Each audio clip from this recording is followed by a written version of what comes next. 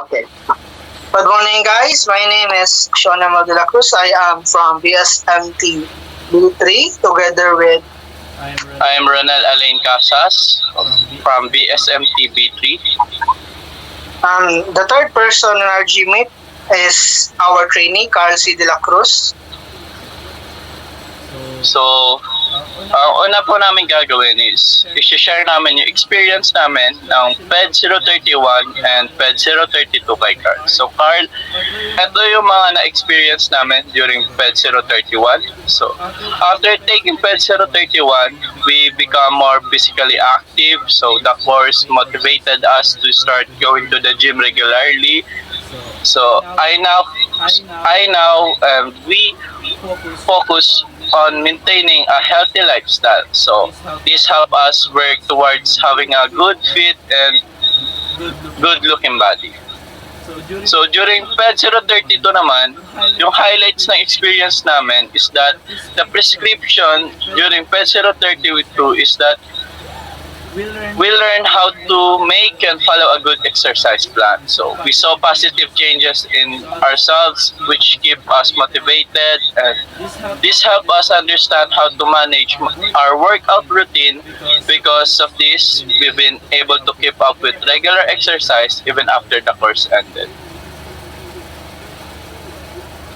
So ito naman yung exercise program natin for Carl.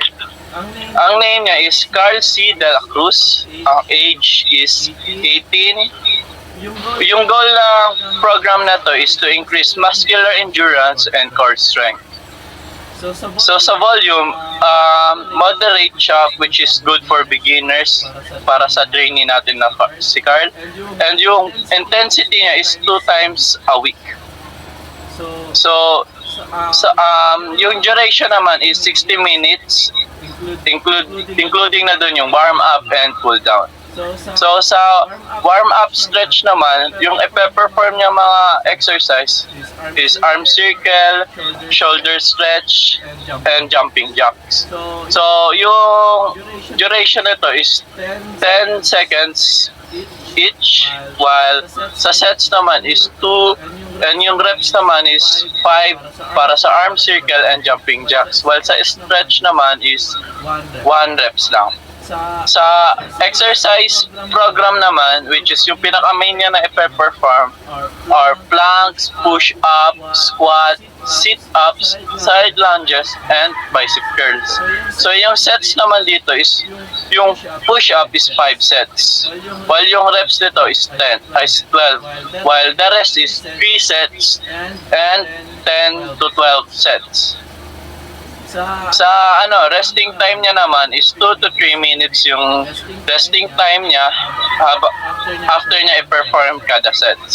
So sa cool down stretch niya naman, ito naman yung mga shoulder stretch, tricep stretch, and seated fold stretch. Na yung duration is 30 seconds, while yung set is 2, while yung reps is 1, 4, and 1.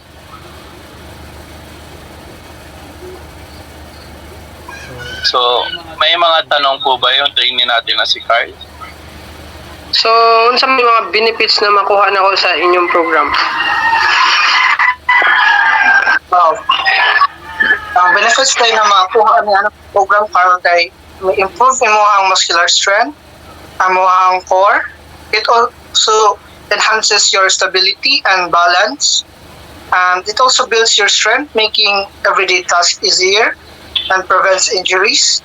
And it also greatly boosts your cardiovascular health with exercises that elevate your heart rate. And our program is also very convenient since you can do this in your home or outside. It really helps in your overall lifestyle. That's your only question, Carl? Okay. And yun, naintindihan naman po ba? So, ngayon naman po is meron kaming tanong sa'yo, 2 questions. First is, are you willing to commit sa program namin? Yes, I'm willing. And can you see yourself being physically active for the next 6 months?